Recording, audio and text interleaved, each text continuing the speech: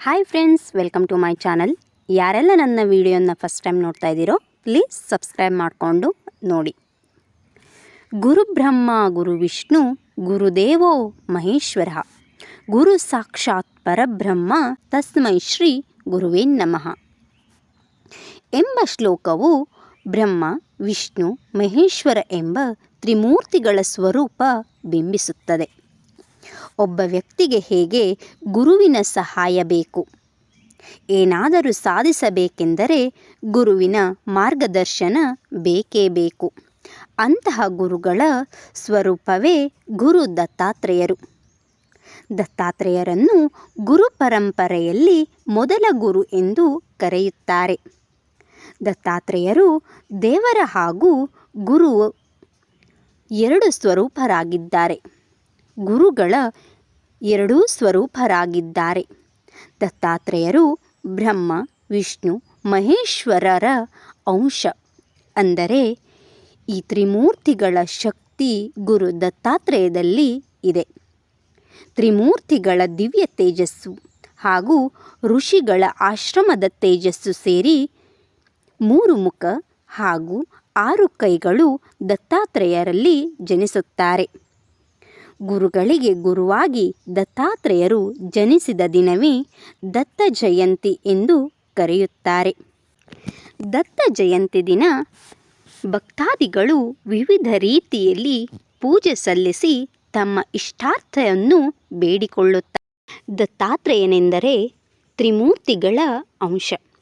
ಋಷಿ ಪತ್ನಿಗಳಾದ ಅತ್ರಿ ಮತ್ತು ಅನ್ಸುಯಾರಿಗೆ ತ್ರಿಮೂರ್ತಿಗಳು ತಮ್ಮನ್ನೇ ತಾವೇ ಅರ್ಪಿಸಿದ್ದರಿಂದ ದತ್ತನೆಂದು ಕರೆಯುತ್ತಾರೆ. ಜೀವನವನ್ನು ಯೋಗ್ಯ ರೀತಿಯಲ್ಲಿ ಸಾಗಿಸಲು ಭಕ್ತರಿಗೆ ಮಾರ್ಗದರ್ಶನ ನೀಡುವವನೇ ದತ್ತಾತ್ರೇಯನಾಗಿದ್ದಾನೆ. ಮಾರ್ಗಶಿರ ಮಾಸದಲ್ಲಿ ಬರುವ ಶುಕ್ಲ ಪಕ್ಷದ ಪೌರ್ಣಮಿ ಎಂದು ದತ್ತ ಜಯಂತಿಯನ್ನು ಆಚರಿಸಲಾಗುತ್ತದೆ. ಈ ಜಯಂತಿಯನ್ನು ಪ್ರಮುಖವಾಗಿ ಮಹಾರಾಷ್ಟ್ರ ಹಾಗೂ ಕರ್ನಾಟಕದ ಕೆಲವೆಡೆ ಆಚರಿಸಲಾಗುತ್ತದೆ. ದತ್ತಾತ್ರೇಯ ಜನಿಸಿದ ಬಗ್ಗೆ ಒಂದು ಕಥೆ ಇದೆ. ಆರಂಭದ ದಿನಗಳಲ್ಲಿ ಭೂಮಿಯು ಸಂಪೂರ್ಣವಾಗಿ ನೀರಿನಿಂದ ಆವೃತ್ತಿಯಾಗಿತ್ತು. ಆನಂತರ ಭಗವಾನ್ ನಾರಾಯಣನ ಅನುಗ್ರಹದಿಂದ ಬ್ರಹ್ಮಾಂಡದಲ್ಲಿ ಭೂಮಿ ಮತ್ತು ಆಕಾಶಗಳು ಸಹ ಹುಟ್ಟಿತೆಂದು ಹೇಳಲಾಗುತ್ತದೆ.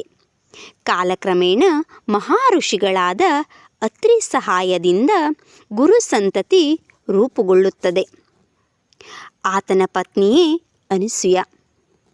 ಆಕೆಯನ್ನು ಮಹಾಪತಿವ್ರತೆ ಎಂದು ಕರೆಯಲಾಗುತ್ತದೆ. ಆಕೆಯ ಪತಿವ್ರತಾ ಧರ್ಮವನ್ನು ನೋಡಿ ಸ್ವಯಂ ದೇವತೆಗಳೇ ಭಯದಿಂದ ಚಿಂತೆಗೆ ಒಳಗಾಗುತ್ತಾರೆ. ಆದ್ದರಿಂದ ತ್ರಿಮೂರ್ತಿಗಳ ಬಳಿ ತಮ್ಮ ಚಿಂತನೆಯ ಬಗ್ಗೆ ತಿಳಿಸುತ್ತಾರೆ. ಅನಸೂಯೆ ಎಂಬ ಮಹಾಸತಿಯು ಪತಿ ಪೂಜೆ ಮತ್ತು ಅತಿಥಿ ಸತ್ಕಾರದಿಂದ ತನ್ನದೇ ಆದ ಪ್ರಭಾವವನ್ನು ಉಂಟುಮಾಡುತ್ತಾಳೆ. ಅವಳಿಗೆ ಸೂರ್ಯದೇವನು ಸಹ ಸೋತು ಹೋಗಿದ್ದಾನೆ. ಪಂಚಭೂತಗಳು ಸಹ ಭಯಭೀತರಾಗಿದ್ದಾರೆ. ಈ ಕಾರಣದಿಂದಾಗಿ ದೇವತೆಗಳು ಸಹ ಅನಸೂಯ ಪ್ರಭಾವಕ್ಕೆ ಒಳಗಾಗಬೇಕಾಗುತ್ತದೆ. ಅವಳು ಹೇಳುವ ಕೆಲಸ ಕಾರ್ಯಗಳನ್ನು ಮಾಡುತ್ತಾ ನಾವು ಬದುಕಬೇಕಾಗುತ್ತದೆ. ಆದ್ದರಿಂದ ಅವಳು ಪಾಪಗ್ರಸ್ತೆಯಲ್ಲಿ ಮಾತ್ರ ನಾವು ಉಳಿಯಲು ಸಾಧ್ಯ ಎಂದು ಹೇಳುತ್ತಾರೆ.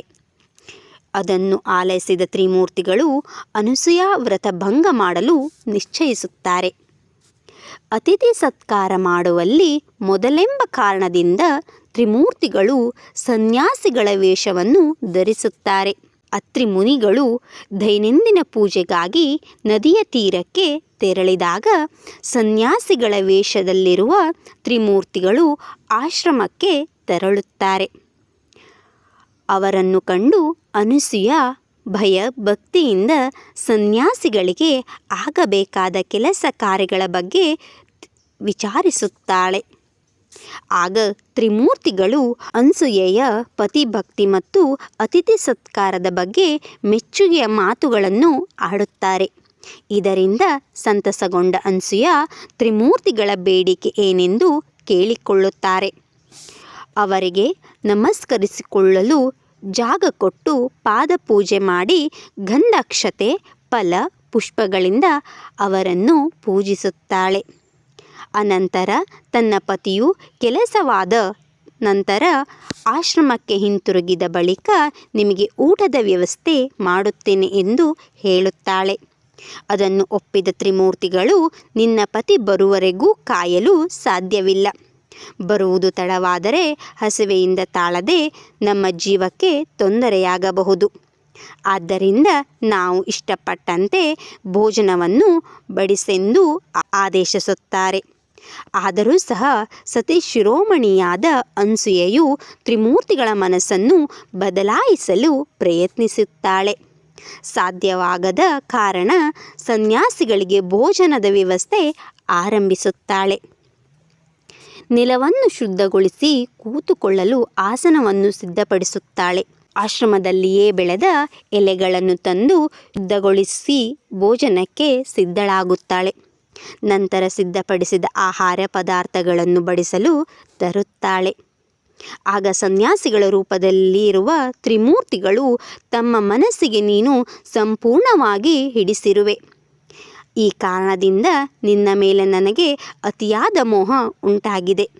ಆದ್ದರಿಂದ ನನ್ನ ಮನಸ್ಸಿನ ಆಸೆಯೊಂದು ನೆರವೇರಿಸಬೇಕು ಎಂದು ಕೇಳುತ್ತಾರೆ.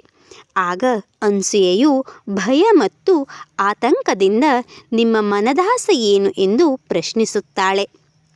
ಆಗ ಸನ್ಯಾಸಿಗಳು, ನೀನು ನನಗೆ ನಗ್ನವಾಗಿ ಭೋಜನವನ್ನು ಬಡಿಸಬೇಕು ಎಂದು ಹೇಳುತ್ತಾರೆ.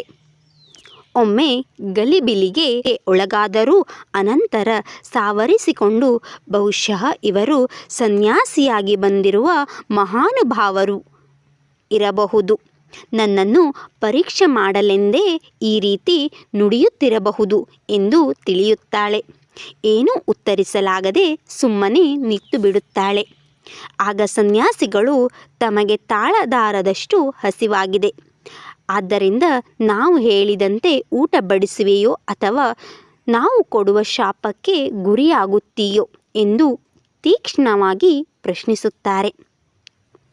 ಆಗ ಅಧರ್ಮವನ್ನು ಪಾಲಿಸಿದ ಅನಸೂಯ ಪತಿಯ ತಪಸ್ಸಿನ ಶಕ್ತಿಯನ್ನು ನಂಬಿ, ಸನ್ಯಾಸಿಗಳನ್ನು ಕುರಿತು ನೀವು ಹೇಳಿದಂತೆಯೇ ಆಗಲಿ, ನಾನು ಸಂಪೂರ್ಣ ವಸ್ತ್ರವನ್ನು ತೆಗೆದು ನಿಮಗೆ ಭೋಜನವನ್ನು ಬಡಿಸುತ್ತೇನೆ ಎಂದು ಹೇಳುತ್ತಾಳೆ.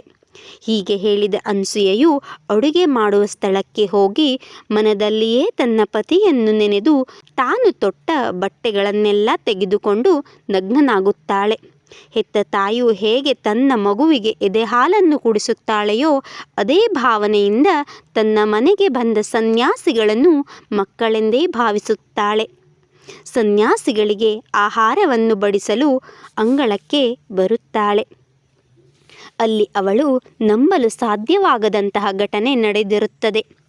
ಅನಸೂಯೆಯ ಭಕ್ತಿ ಪ್ರಭಾವವೋ ಅಥವಾ ಮಹಾಮುನಿಗಳ ತಪಸ್ಸಿನ ಫಲವೋ, ಯೌವನಾವಸ್ಥೆಯಲ್ಲಿ ಇದ್ದ ಸನ್ಯಾಸಿಗಳು ಎಲೆಯ ಮಕ್ಕಳಾಗಿ ಆಡುತ್ತಾ ಕುಳಿತಿರುತ್ತಾರೆ. ಈ ಮಕ್ಕಳನ್ನು ನೋಡಿದ ಮಹಾಸತಿ ಅನಸೂಯೆಗೆ ಒಮ್ಮೆಲೆ ಆಶ್ಚರ್ಯ ಉಂಟಾಗುತ್ತದೆ. ಪುನಃ ವಸ್ತ್ರ ಧರಿಸಿ ಬಂದು ತನ್ನ ತೊಡೆಯ ಮೇಲೆ ಮಲಗಿಸಿಕೊಂಡು ಆಟವಾಡುತ್ತಾಳೆ. ಮಕ್ಕಳಿಗೆ ಎದೆ ಹಾಲನ್ನು ಕುಡಿಸಿ ರಮಿಸುತ್ತಾಳೆ. ಒಟ್ಟಾರೆ ತ್ರಿಮೂರ್ತಿಗಳಿಗೆ ಹಸಿವನ್ನು ನಿವಾರಿಸಿದ ಪುಣ್ಯ ಅನಸೂಯೆಗೆ ಬರುತ್ತದೆ. ಆಕೆ ಅದೃಷ್ಟವೋ ಅಲ್ಲಿಗೆ ನಿಲ್ಲುವುದಿಲ್ಲ. ತ್ರಿಮೂರ್ತಿಗಳನ್ನು ತೊಟ್ಟಿಲಲ್ಲಿ ಮಲಗಿಸಿ ಜೋಗುಳವನ್ನು ಹಾಡಿ ಸುಖ ನಿದ್ರೆಗೆ ಜಾರಿಸುತ್ತಾಳೆ. ನದಿ ತೀರದಿಂದ ಮರಳಿ ಬಂದ ಪತ್ನಿಗೆ ನಡೆದ ಎಲ್ಲ ವಿಚಾರವನ್ನು ತಿಳಿಸುತ್ತಾಳೆ. ಆಗ ಮಹಾಮುನಿಯು ತನ್ನ ತಪೋಶಕ್ತಿಯಿಂದ ಅಲ್ಲಿರುವ ಮಕ್ಕಳು ತ್ರಿಮೂರ್ತಿಗಳು ಎಂದು ತಿಳಿಸುತ್ತಾನೆ. ಪತ್ನಿಯ ಬಾಲರೂಪಳಾದ ತ್ರಿಮೂರ್ತಿಗಳಿಗೆ ಮನಸಾರೆ ಭಕ್ತಿಯಿಂದ ನಮಸ್ಕರಿಸುತ್ತಾಳೆ. ಇವರ ಭಕ್ತಿಗೆ ಮನಸೋತ ತ್ರಿಮೂರ್ತಿಗಳು ತಮ್ಮ ನಿಜ ರೂಪವನ್ನು ತೋರಿಸಿ ಅನಸೂಯೆಗೆ ವರವನ್ನು ಬೇಡೆಂದು ಹೇಳುತ್ತಾರೆ. ಆಸೆಗೆ ಒಳಗಾಗದೆ ಮಕ್ಕಳಾಗಿ ಬಂದು ತ್ರಿಮೂರ್ತಿಗಳು ನಮ್ಮ ಮನೆಯಲ್ಲಿ ಮಕ್ಕಳಾಗಿಯೇ ಉಳಿಯಲಿ ನಮ್ಮ ಮನೆಯನ್ನು ಬೆಳಗುವುದರಲ್ಲಿ ಲೋಕಖ್ಯಾತಿಯನ್ನು ಪಡೆಯಲಿ ಎಂದು ಕೇಳುತ್ತಾಳೆ. ಇದರಿಂದ ಸಂಪನ್ನರಾದ ತ್ರಿಮೂರ್ತಿಗಳು ಮಕ್ಕಳನ್ನು ಆಶ್ರಮದಲ್ಲಿಯೇ ಉಳಿಸಿ ತೆರಳುತ್ತಾರೆ. ಈ 3 ಮಕ್ಕಳಲ್ಲಿ ಬ್ರಹ್ಮನನ್ನು ಚಂದ್ರ, ವಿಷ್ಣುವಿನನ್ನು ದತ್ತ ಹಾಗೂ ಈಶ್ವರನನ್ನು ದುರ್ವಾಸ ಎಂದು ಕರೆಯುತ್ತಾರೆ. ಆದರೆ ಚಂದ್ರ ಮತ್ತು ದುರ್ವಾಸರರು ತಾಯಿಯನ್ನು ತೊರೆದು ಲೋಕ ಕಲ್ಯಾಣಕ್ಕೆ ಹೊರಟು ಹೋಗುತ್ತಾರೆ. ವಿಷ್ಣು ರೂಪನಾದ ದತ್ತನು ತ್ರಿಮೂರ್ತಿಗಳ ಸ್ವರೂಪವಾಗಿ ಅನ್ಸುಯಾಗೆ ಮಗನಾಗಿಯೇ ಉಳಿಯುತ್ತಾನೆ. ಆದ್ದರಿಂದ ದತ್ತದೇವರನ್ನು ಪೂಜಿಸಿದರೆ ಸಕಲವೂ ಲಭಿಸುತ್ತದೆ ಎಂದು ಹೇಳುತ್ತಾರೆ. ನೋಡಿದ್ರಲ್ಲ ಫ್ರೆಂಡ್ಸ್, ದತ್ತಾತ್ರೇಯ ಚರಿತ್ರೆ ಮತ್ತು ಅವರ ಜನ್ಮ ರಹಸ್ಯವನ್ನು. ಈ ವಿಡಿಯೋ ನಿಮಗೆ ಇಷ್ಟ ಆದಲ್ಲಿ ಲೈಕ್, ಕಾಮೆಂಟ್, ಶೇರ್ ಮಾಡಿ. ಪ್ಲೀಸ್ ಸಬ್ಸ್ಕ್ರೈಬ್ ಮಾಡಿ. Thank you.